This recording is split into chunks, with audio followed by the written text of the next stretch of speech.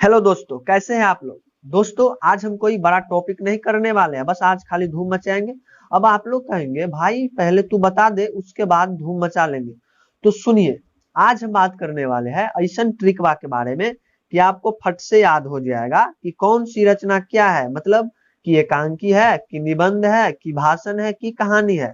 तो चलिए हम एक बार ट्रिकवा को देख लेते हैं कि कैसन है देखने में। तो ये रहा आपके सामने में, क्या लिखा हुआ है कि उसने रोज तिरछी नजरों से कहा था कि नारी की बात सदा गीत और लेख से बंधा हुआ है।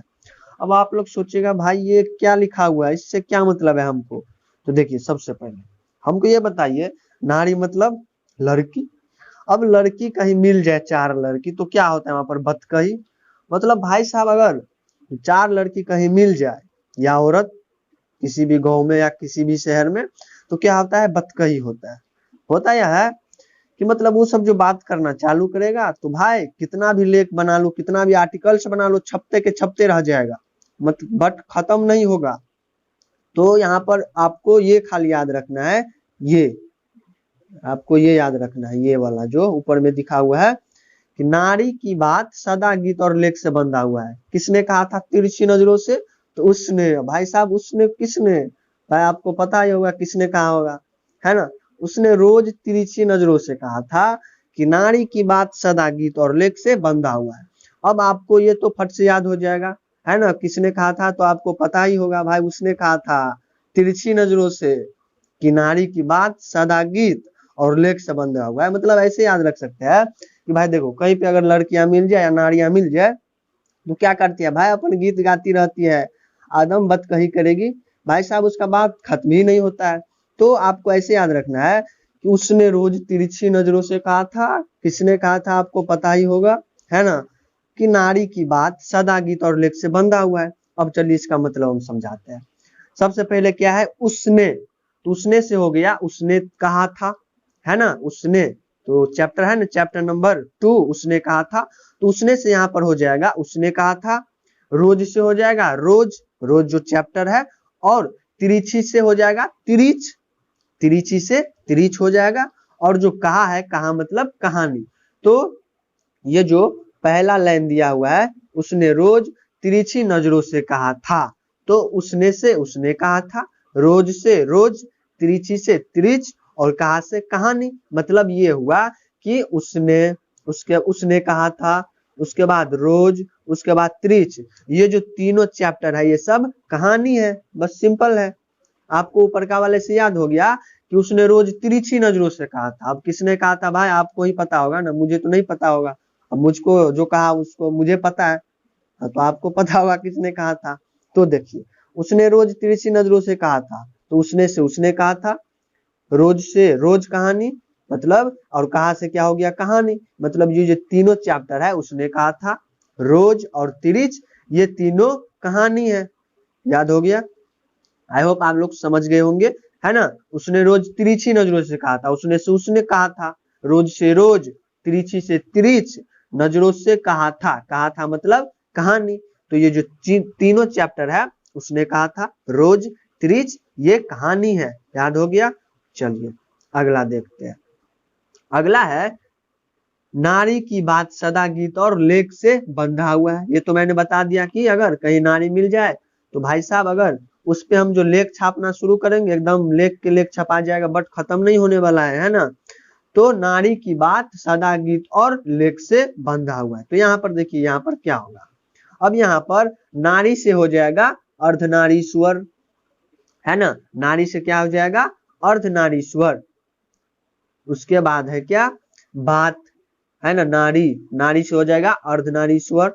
उसके बाद है बात, बात से हो जाएगा बातचीत।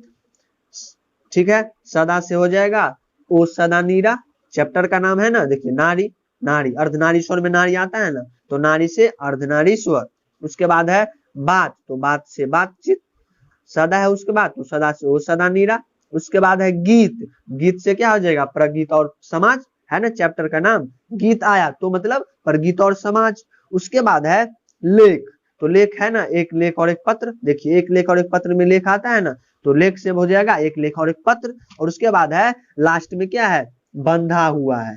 तो यहाँ पर जो बंधा है, बंधा से हम निबंध, मतलब बंध किस में आता है, निबंध में, तो बंधा से यहाँ पर हम निबंध का अर्थ लगाएंगे। इसका मतलब ये हुआ कि ये ऊपर वाली जितने भी हमने कहा, ये सब, ये इतना है ना, अर्धनारीश्वर, अर्धनारीश्वर, बातचीत, ओ सदा नीरा, प्रगीत और समाज, एक लेख और एक पत्र, ये सारे के सारे चैप्टर क्या है, निबंध है।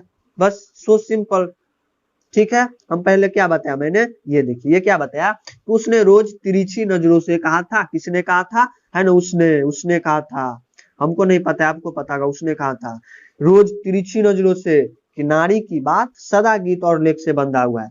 तो उसने से हो गया, उसने कहा था, रोज से रोज, तिरछ से तिरछ, और कहा से कहानी, मतलब ये जो तीनों चैप्टर है, उसने कहा था, रोज और तिरछ ये कहानी है। उसके बाद हम अगला बताए कि नारी की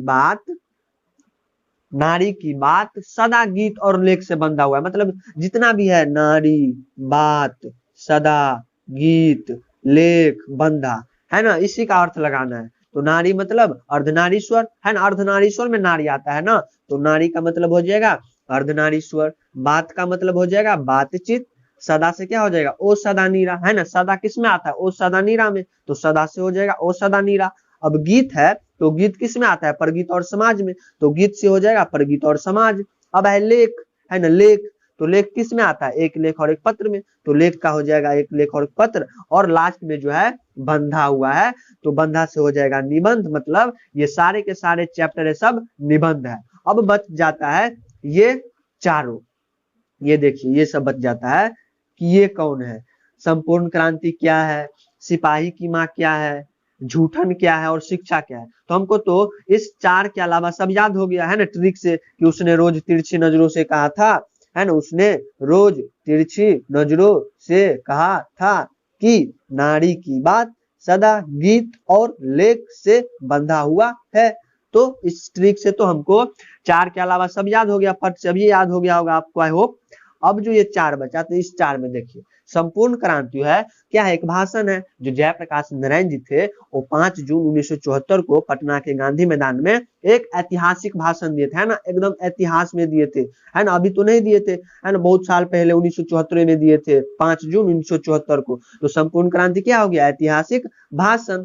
अब है सिपाही की माँ, तो सिपाही की माँ क्या है, एक नाटक टाइप की है ना, उसमें विभिन्न कैरेक्टर है ना, मतलब अनेक प्रकार के कैरेक्टर है, तो सिपाही की माँ एक एकांकी हो जाएगा, नहीं, जैसे रहता है सिपाही रहता है, उसकी माँ रहता है, उसकी बहन रहता है, तो इसमें क्या हो गया, कैरेक्टर टाइप की, जैसे नहीं हम लोग गाँव में या कहीं भी जब स्कूल सब में नाटक होता है उसमें पार्ट लेते हैं, उसमें भाग लेते हैं, तो ये एकांकी टाइप का हो गया, तो सिपाही की माँ क्या हो गया, एकांकी हो गया। अब है झूठन, तो झूठन क्या है, जो आत्मकथा है, झूठन में जो है कभी अपने बारे में बताया है ना, अपनी कथा बताया है, तो झूठन आत्मकथा हो गया, और जो शिक्षा है वो संभाषण है। बस 4 गो याद हो गया, मतलब 4 के अलावा तो हमको ट्रिक से ही याद हो गया, फट से आपको याद हो गया होगा। और ये जो 4 है ये भी तो आसान ही है, संपूर्ण क्रांति क्या था, भाषण, ऐतिहासिक भाषण है। अब है सिपाही की माँ क्या है, तो एक एकांकी है और नाटक टाइप की है। उसके बाद झूठन है, तो झूठन में जो है कभी अपने बारे में बताता है ना, कि बचपन में क्या हुआ है ना, उसकी पूरी जिंदगी में क्या हुआ, तो ये आत्मकथा हो गया, बायोग्राफी हो गई, जैसे महात्मा गांधी जी लिखे थे ऑटोबायोग्राफी, तो ये झूठन आत्मकथा हो गए, और जो शिक्षा है वो संभाषण हो गए। बस जसोई जी, आई होप आप लोगों को समझ में आ गया हो। कैसा लगा आपको ये वीडियो, अपने दोस्तों में शेयर कर एकदम फैला दीजिए, सबको याद हो जाना चाहिए। आई होप आपको याद हो गया होगा। अगर अच्छा लगे तो चैनल को भी सब्सक्राइब करिए और दोस्तों में भी जरूर फैलाइए। जय हिंद, जय भारत।